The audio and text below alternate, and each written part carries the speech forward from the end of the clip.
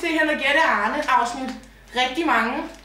Arne han har desværre fået maveinfluenza i dag, så vi har en gæstevært, så jeg vil rigtig gerne byde hjertelig velkommen til pornostjerne Paul Humbilicious. Paul Humbilicious, du er her jo i dag, fordi du skal fortælle os lidt om pornobranchen. Kan du gøre det?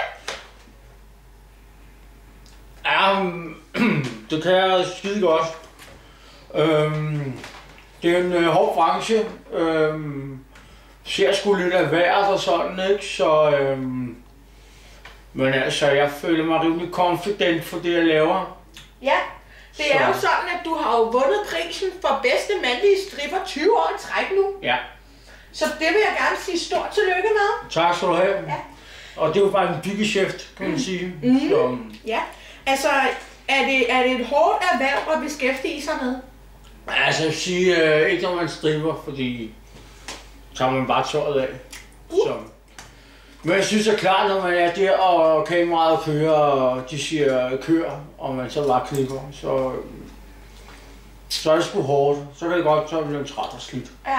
Men Paul, det er jo sådan, at vi har lovet seerne, at vi kan få en lille video af dig, der stripper, så skal vi vise den nu?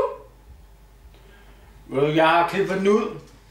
Men Paul, det er jo sådan, at du har 2 sextips til seerne derude. Ja.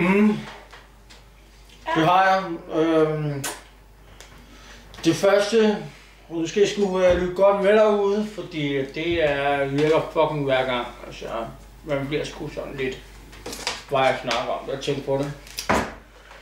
Det er et helt nyt look. Kommer direkte fra Los Angeles, hvor man bare, det kører bare. Og det er det, vi kalder nissen. Til det skal man bare få en lækker kælling, ligesom Henriette for eksempel.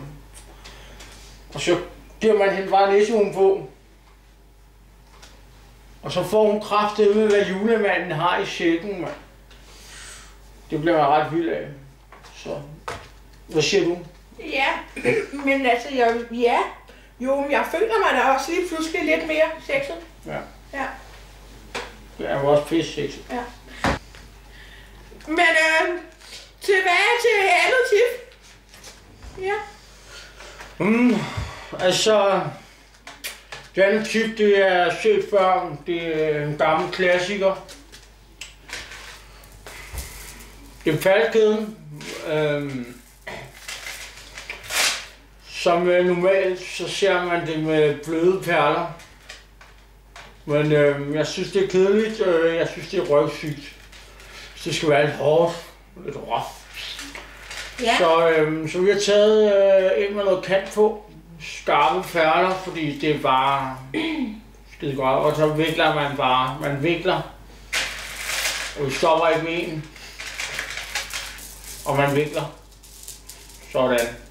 Og man vikler, og så vikler, ja, der er valgt op.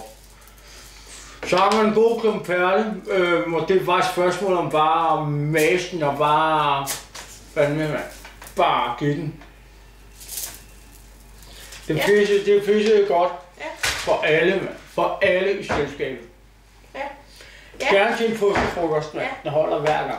Jamen, det var så 2 tips, som vi alle sammen kan drage rigtig meget nytte af derhjemme. Ja, og nu kommer der ikke til, og den præsenterer jeg, mand. Fordi det er Stupitchen her ved siden af mig. Hun er sgu lidt af en vildkat. Ja, så der må jeg desværre erkende mig skyldig der.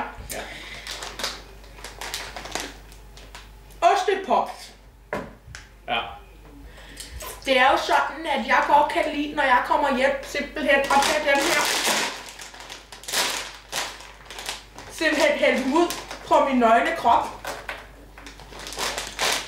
Og så bede, ja, hvem ved, en eller anden,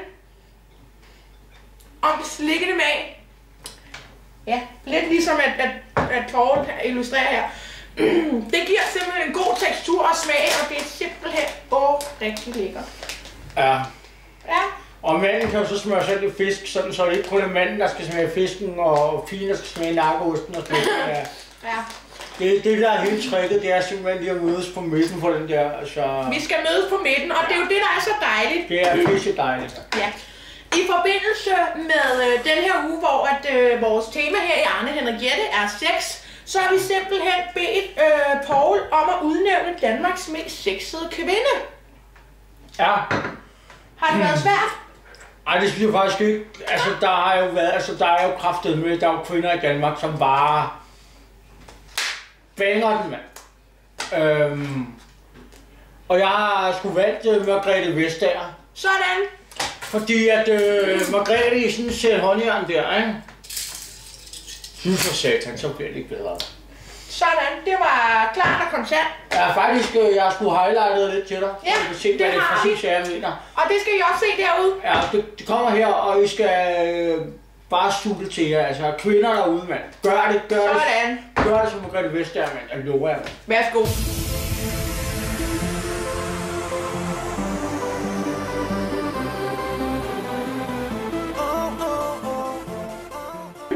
Ja, inden at Poul han sidder her og bliver alt for vild, så tror jeg, at vi skal et smut til Valby, hvor vi har sendt vores 2 praktikanter ud for at tage et kig på årets sexmesse.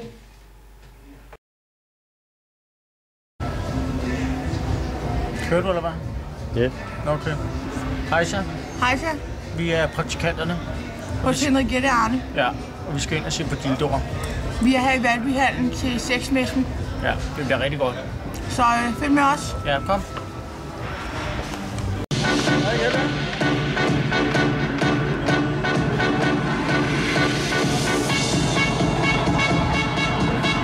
Ikke bare drikke mere. Hvad så? 어려운 남방 Det er en masse produktion af Sebastian Stiller fra Paradise. Det er spændende. Det er spændende. Du køber den? Ja. Den skal vi have. Klassiker, den skal vi have.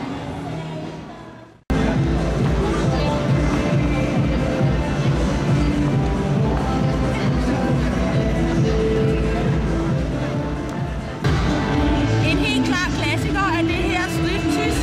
Det store striptease-spil. Ja, vi overvejer lidt at købe det, og så spille med Henriette Arne. Ja, det er lige også på Henriette Arne til en hed aften. Det kunne være en god aften. Det er en klassiker. Ja. Nu står vi lige og kigger på noget gammeldags erotikspil. Ja. Det er jo en Det klassiker ser godt også. ud. Ja. Den ser sådan her ud. Ja. Hun er jo lækker kæling, Man kan kan man sige, sige. det er jo, det er jo lige noget for os, det her. Det tror jeg også, vi skal have med hjem. Alt det er en meget spændende messe, vi er på i dag. Ja, vi har også noget andet, vi kan vise. Det er sådan en lille musemåtte. Ja, det er bryster. Ja, en bryster. Nu gør sådan, at der var lidt. Ja, Så, så det gør man.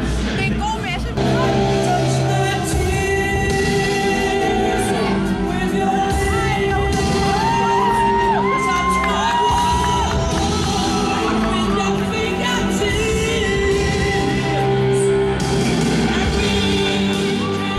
Så er vi færdige her på messen.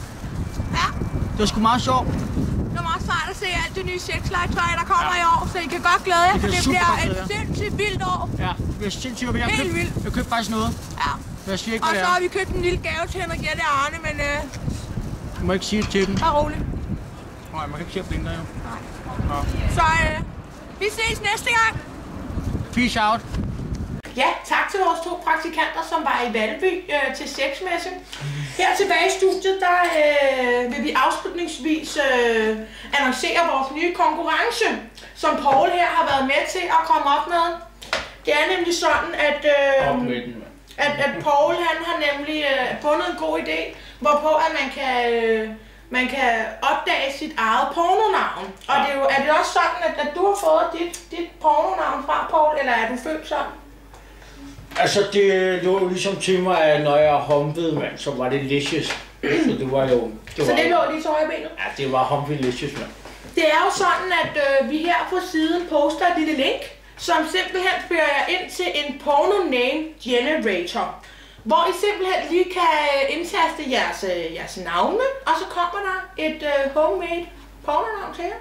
Ja. Det er ret smart. Og det er fucking jeres, mand, så pas på det. Ja, pas på det. Ja. Så, ja. Ja, pas på det. Jeg har respekt for det. Vi kunne godt tænke os, at I lige gik ind og prøvede at finde ud af, hvad jeres pornonavne var, og postede dem på vores væg, for jeg kan godt love jer for, at hvis I gør det, så er der nemlig en præmie. Det er simpelthen det bedste pornonavn, der får den her præmie, så I skal skynde jer. Men det var vist også alt, hvad vi havde på programmet i dag. Jeg smider kraftigt med en bonus ind. Ja. Fordi jeg har jo snakket lidt med Arne. Hold op. Ja, vi fik også lige en snak, fordi det er jo store sko at fylde ud, ikke? Men altså, Arne, han har sgu sat det mere på højkant, og det er en kop. Vi får en fucking kop med Henriette Arne. Hold op, så er Arne i det gavmilde humør, hva'? Ja, rigtig krus. Jamen ved I hvad, så udlover vi også en Arne og Henriette krus. Der kom der lige en ekstra ting oven i hatten der, hva'? Det må man sige, der gjorde. Ja. Ja, men sådan er det med Humbelicious, mand. Overrasker. Smid det ind i fulden. Du ved ikke, hvornår det kommer, mand. Pludselig, så er det perler, mand. Så er det helt lortet. Så håndjern. Så er det flys. Ja. Du ved aldrig, hvad du får, mand. Men What you see is what you get, mand. Jeg er lidt... Don't see it, you're blind. Nej. Med mange anelser, så vil vi slutte af herfra. Ja, jeg har også lige en ostekugle, jeg lige skal have. Jeg vil gerne sige tak til Poul. Tak, Poul, fordi du kom herind i dag i stedet for Arne. Selv tak, Henriette, mand. Ja. Du er en total syg. Ja, godt. Jamen, vi ses næste gang. Hej.